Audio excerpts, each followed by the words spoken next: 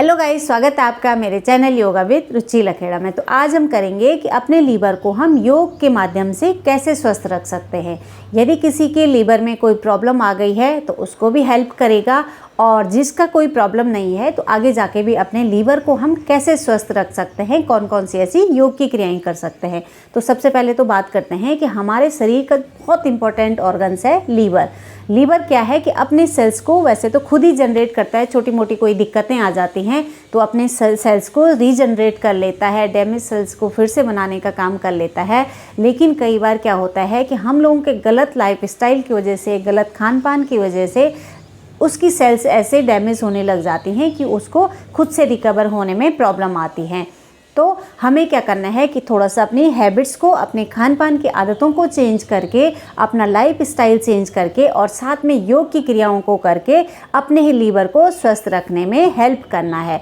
कुछ वो खुद काम करेगा, कुछ लोग हम उसको स्वस्थ रखने के लिए उसकी हेल्प करेंगे। हेल्प कैसे करेंगे कि वही है अपना दिनचर्या जो है, अपना रूटीन जो है, अपनी हेल्दी लाइफ स्टाइल जो है उसको फॉलो करेंगे, अपना योगासन करेंगे और ऐसी चीज़ें खाने में ज़रूर लेंगे कि जिनको खाने से उसको जो वो रिकवर का काम कर रहा है उसको हेल्प मिले।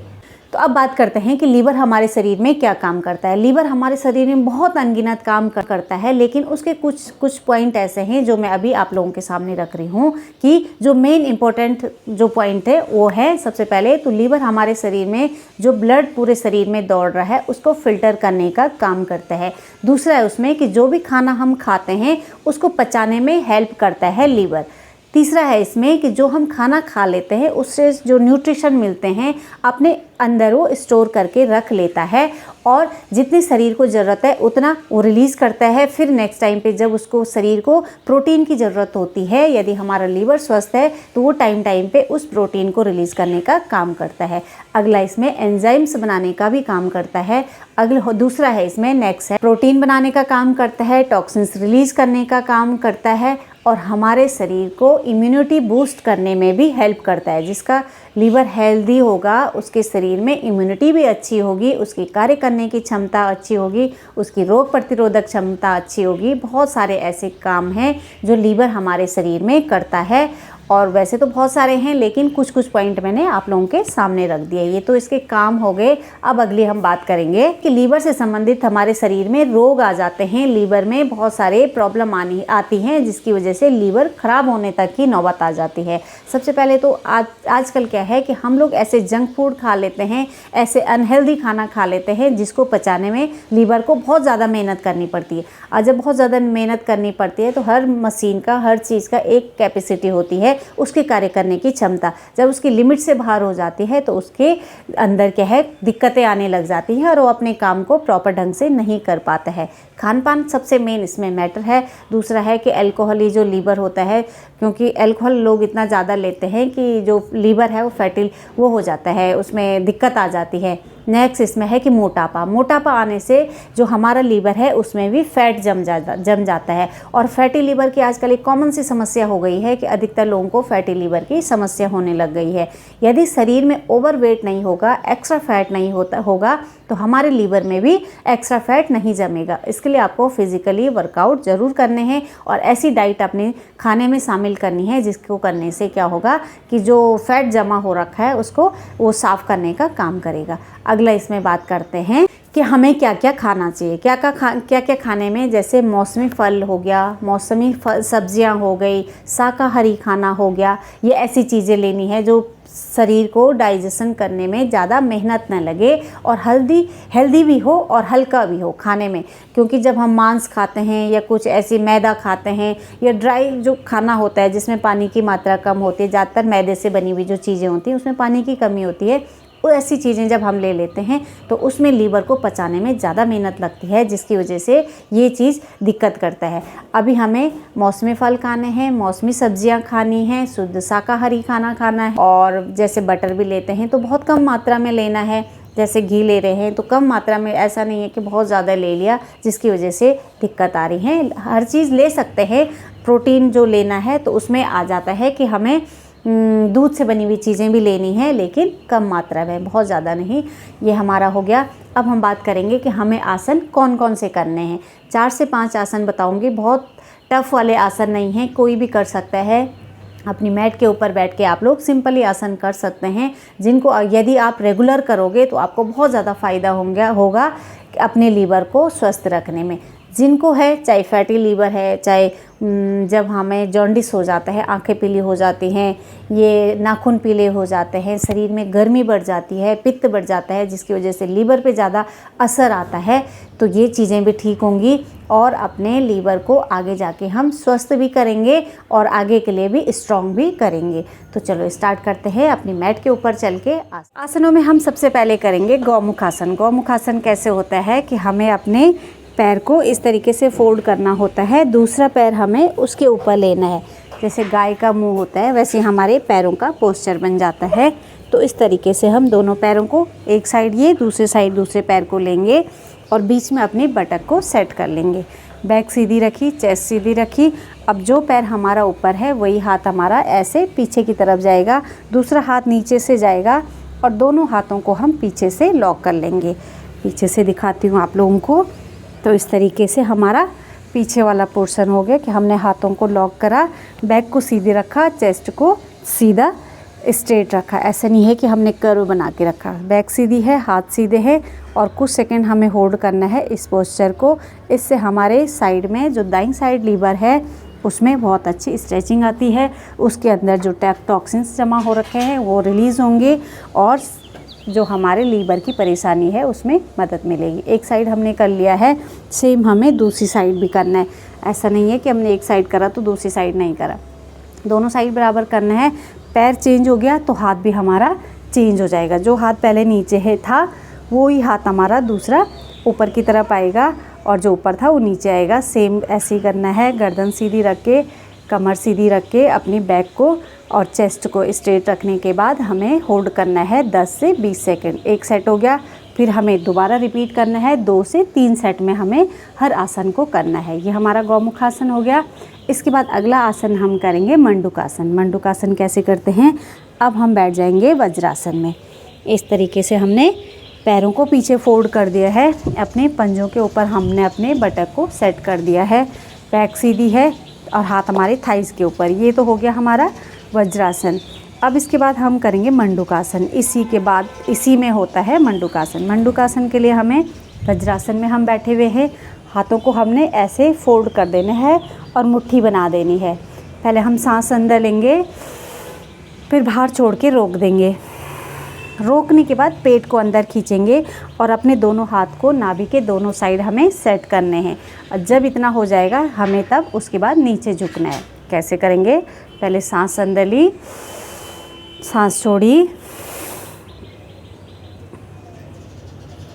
रोकने के बाद पेट अंदर खींचा और धीरे धीरे से नीचे झुक जाएंगे। जब नीचे झुकेंगे, नाभि के दोनों साइड हमने हाथों को रखा हुआ है, अपनी एल्बो को भी फ्री छोड़ देंगे। कुछ लोग ऐसे टाइट करके ऐसे नीचे झुकते हैं, चाहे आप पूरा नहीं झुक रहे हैं, जितना भी झुक पाते हैं।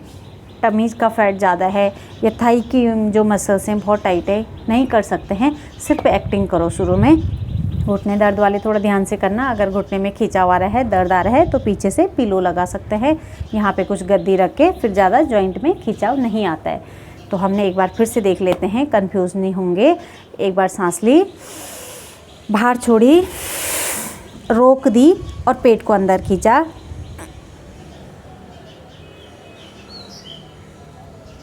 और जब हम नीचे जाएंगे, आसन को होल्ड करेंगे, तब हम सांसों को नॉर्मल करेंगे।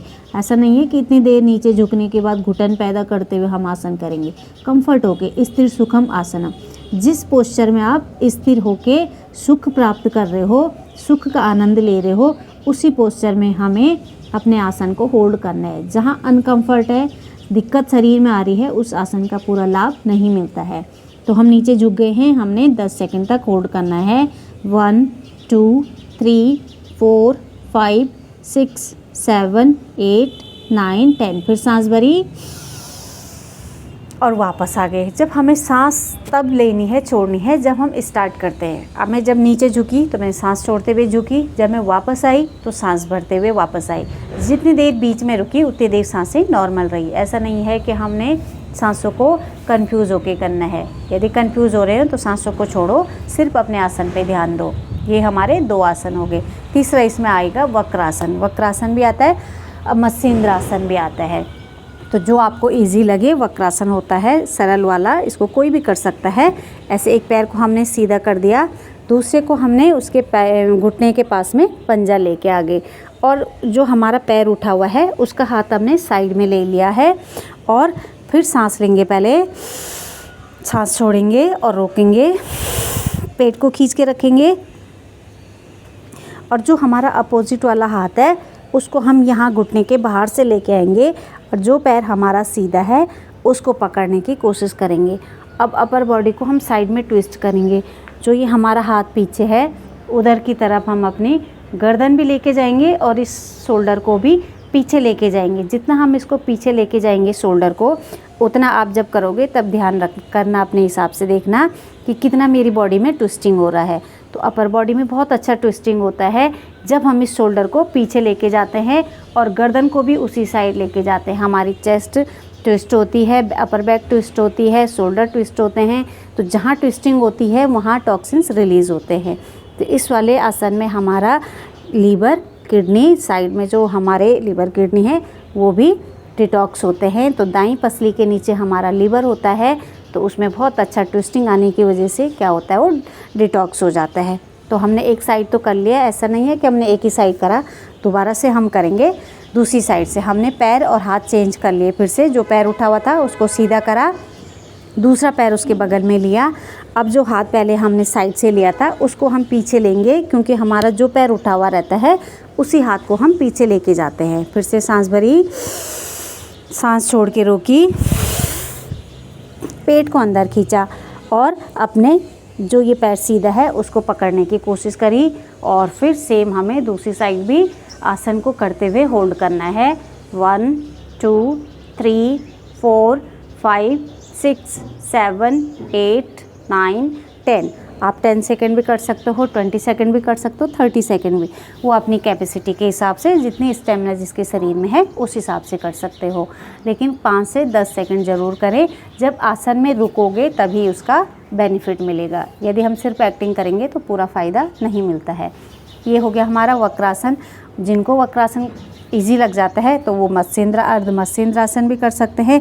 उसके लिए हमें क्या करना है, एक पैर को ऐसे फोल्ड करना है, दूसरे पैर को उसकी साइड में घुटने के पास लेके आना है, और अपनी चेस्ट को खोलते हुए जो हमारा पैर सीधा है इसको ऐसे पकड़ा, और ये हाथ हमने कमर में पीछे रखा और सेम पीछे की तरफ देखेंगे। इस तरीके से हम इस आसन को कर सकते हैं। इसको भी होल्ड करेंगे, दोनों साइड करेंगे। दोनों के फ़ायदे सेम हैं।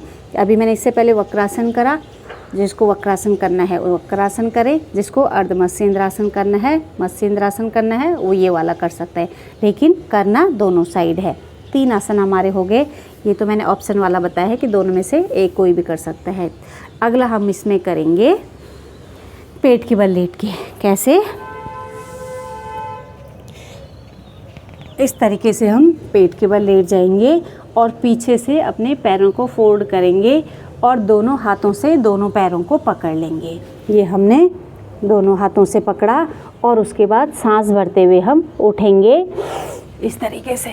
ये हमने अपने पैरों को भी उठाया और हाथों को भी अपने पैरों से पकड़ते हुए ऊपर उठा दिया। बस जितना हो सके उतना उठाएंगे। अब एक ही आसन से एक ही फ़ायदा नहीं होता है, हर आसन से कई फ़ायदे होते हैं। तो जिनको कमर दर्द की समस्या है वो भी ठीक होगी।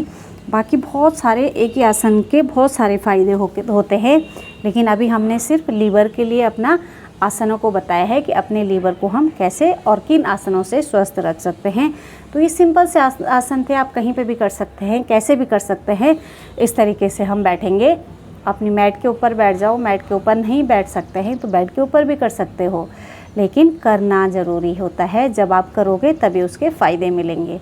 तो बस ये छोटी छोटी सिंपल सी क्रियाएं थी जो यदि आप लोगों को पसंद आई हो तो वीडियो को लाइक कर दें। जिन लोगों के साथ आप शेयर करना चाहते हो तो वीडियो को शेयर कर सकते हैं, और वीडियो पसंद आई हो तो लाइक का बटन ज़रूर दबा दें। जो ऐसे अंगूठे वाला उसमें थंब वाला आता है उसको टच करने की ज़रूर आप करें। इसके बाद हम मिलते हैं नेक्स्ट वीडियो में। आज के लिए इतना ही।